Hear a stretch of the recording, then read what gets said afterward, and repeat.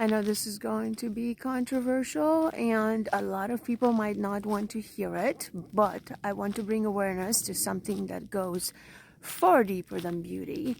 We're living in a culture that calls authenticity the highest currency one can oscillate at, and at the same time, we quietly normalize practices that cut us off from it. Botox is one of them. Let's get clear about what it really is. Botox is a neurotoxin.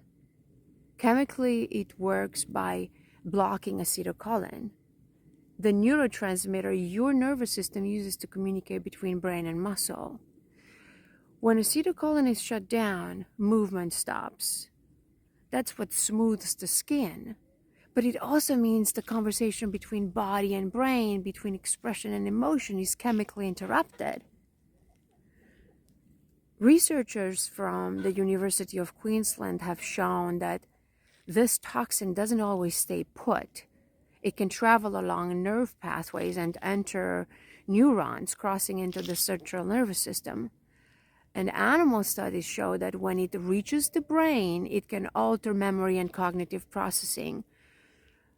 Other research links this mechanism to potential neurodegenerative changes over time. We don't yet know what decades of cosmetic use will mean, but the mechanism of disruption is already well documented.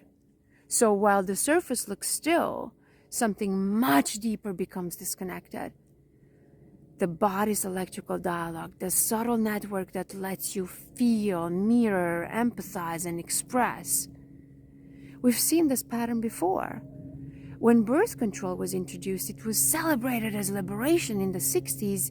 Years later, we discovered how profoundly it disrupted hormones and the womb. A chemical fix that quietly rewired the body's intelligence.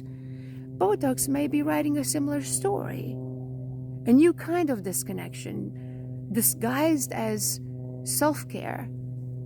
And here's the truth most people miss. Those forehead lines and the 11s aren't flaws. They're tension maps, visible expression of fascia, of emotion and thought patterns asking for release, not paralysis. When you work with fascia, through facial massage, through breath, emotional release, you free the current beneath the skin. The lines soften naturally because the stress that created them dissolves. So this isn't about vanity or shame, it's about coherence. If authenticity truly is our highest frequency, then the nervous system, the bridge between body and consciousness, must remain intact. Your face is not the problem, it's the messenger. And when it can move, you can feel. When you can feel, you can heal. What part of your expression have you learned to silence? Follow for more.